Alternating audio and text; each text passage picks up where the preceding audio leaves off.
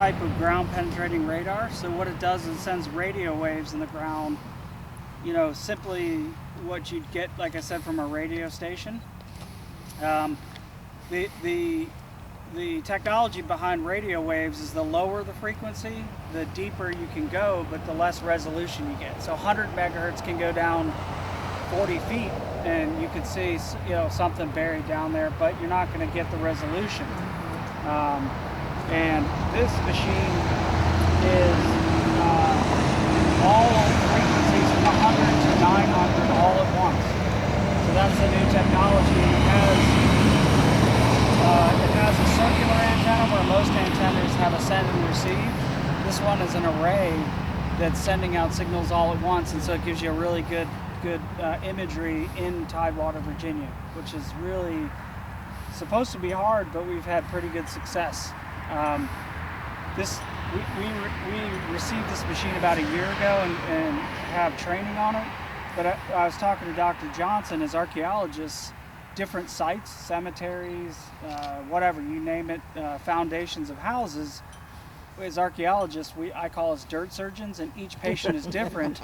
And each one, right? Every time I run this machine, I'm learning something new about my tools and becoming a better practitioner. We do a lot of volunteering with other groups. We just found the First Baptist Church using radar in Williamsburg. We volunteered with Colonial Williamsburg a number of months ago. So I see work like this as working with the community engagement, right? Because if we do what we do in a vacuum, it just doesn't matter. And I absolutely love working with y'all because you're about preservation, right, of sites like this. And every town has something like this, right, for your family that is when I say your Jamestown, and that's what gets me out of bed in the morning, to come work with groups and do what we can to help out. So that's it. The machine is Bluetooth, and so it sends out the radio signal very similar to an MRI almost in a hospital. And so we're going to do one scan and then take it all the way back to the baseline and keep doing that. In the end, I'll be able to stitch a map together, and if there are graves here, we will see that in 3 dimensions. This machine is used for the concrete inspection and utility. So if you said to me, I want to find the gas line that's running through here, or a water line, I could find it. Not just, it might be somewhere here, but it is exactly right here, right? That's what's the power of these expensive machines. They're not meant for archaeology, but we can bend them to our will and make them do some really neat stuff.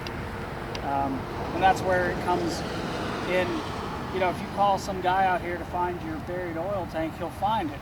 But you call me out, and I can find the subtleties of like where a door was on a building, where the chimney fell, if it's buried in the ground, right? So really new and exciting technology for archaeologists. It's been around. In fact, there's a gentleman I worked with who was in Vietnam, and he was one of the first people to be using this. He was a sapper. So he was going around with a metal detector, and he started working with the equipment and realized he was seeing other things, right? The signal would draw down with brick. And he lives up on the northern neck, and